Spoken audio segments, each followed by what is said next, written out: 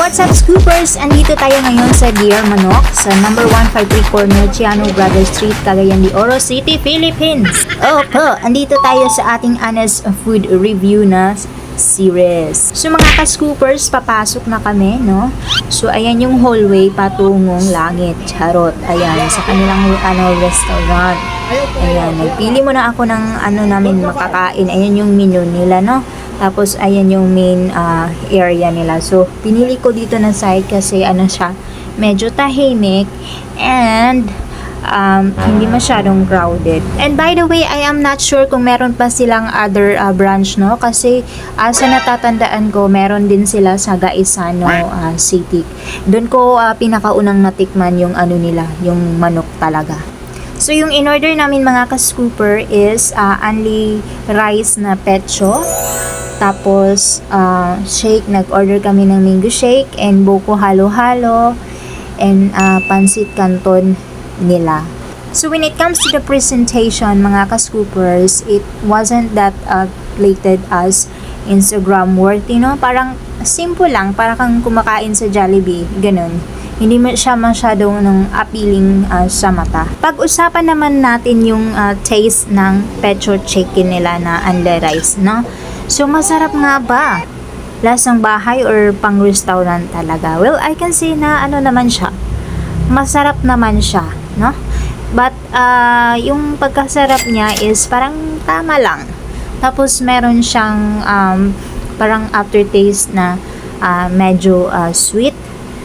But, however, since siguro is naka-pre-cook na yung niya, chicken, hindi na siya gaanong ka-hot serve talaga like mang inasal no, na mainit pa talaga siya. Parang na warm na siya. And also hindi na siya gaanong juicy and it's quite dry, no? Parang wala na talagang juiciness yung chicken nila. And as a picky eater like me, no, na mas sensitive sa lansa, konti lang, like on a scale of 10 parang merong 1 na lansa na nalalasahan ko talaga. But the chicken itself is properly cooked naman siya. Hindi yung meron pa yung alam mo yung dugo-dugo kasi hindi na to ng maayos. Ayan, wala ako nakitang ganyan. And when it comes to the portion size ng pecho, di ba yung sa mga inasal is malaki talaga yung pecho nila, pero sa kanila is parang tamang-tama lang. If I were to rate kung gaano siya kalaki is nasa siguro 8 over 10. If I were to rate how tasty their pecho, I would say on a scale of 10, I'd give it like siguro nasa 9 over 10, gano'n. So, pag-usapan naman natin ang kanilang pansit canton, mga ka-scoopers. Masarap ba ang kanilang pansit canton? Well, I would say, opo, masarap ang kanilang pansit canton. I would rate it on a scale of 10, 10 over 10 siya sa akin. Kasi isa yun sa mga, binabalik-balikan ko noon. Kasi nakakain na ako sa kanilang restaurant sa Gaisano City na branch. And meron siyang parang calamares ata yun na na ingredients. Tapos yung niya, portion size, sulit ba ang serving? Yung price niya is 189 pesos. Well, I would say good for 2 na po siya. Yung mango shake naman, mga ka-scoopers, wag na natin masyadong elaborate kasi parang same lang naman sila sa ibang restaurant diba? Wala namang kaka-unique dyan unless meron siyang tinappings or whatnot. Yung lang nila, buko halo na 155 pesos. So yung buko halo is maganda siyang tingnan, no? Bakit yung halo-halo pag hindi pa talaga nahalo is masarap tingnan, pero pag nahalo na, putang ina, parang naging langaw.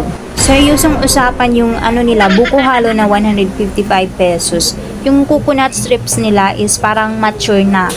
Kaya siya, medyo pahirapan siyang kainin kasi parang makunat na siya, no? Dapat sana yung medyo siya, young na coconut pa.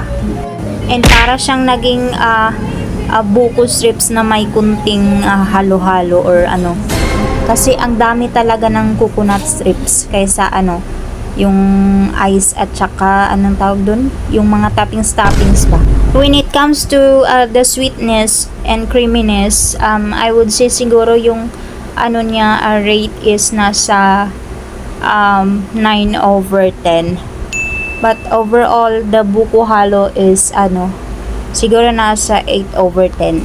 So magkano nga ba ang aming nabayaran overall? So yung nabayaran namin overall is nasa 955 pesos. So medyo sakto lang yung presyuhan nila, hindi naman masyadong mahal. When it comes to the ambience and cleanliness, I would say na maaliwalas ang kanilang place, tapos kid friendly and malinis ang tables and surroundings, tapos maraming upuan. When it comes to the service naman is napaka-friendly ng kanilang staff and very much accommodating, and madali naman nilang na-serve ang aming pagkain. Meron ba silang unique factor, anything special? Well, I would say wala naman, parang lang, normal lang na restaurant. Parang medyo affordable siya na restaurant. So here's our final rating sa kanilang restaurant overall. So nabusog ba kami? Nagandahan ba kami sa kanilang service? Dinner? Maganda ang bang place? So overall is nasa 4 stars out of 5. And for our final verdict, babalik ba ako dito? No, ire-recommend ko ba ito sa iba?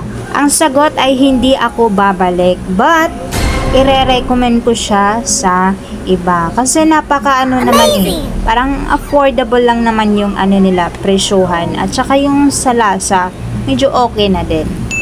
And mabilis din ang kanilang service kasi. At saka given na malaki yung kanilang area, napakaaliwalas at napakabait at napaka-attentive ang kanilang customer service. And that's it for today's video mga ka-scoopers. Let me know in the comment section if meron kayong mare-recommend na pagkainan dito sa Cagayan de Oro City na pwede nating i-honest review. And don't forget to hit the notification bell para updated ka sa ating mga susunod na videos. Thank you so much!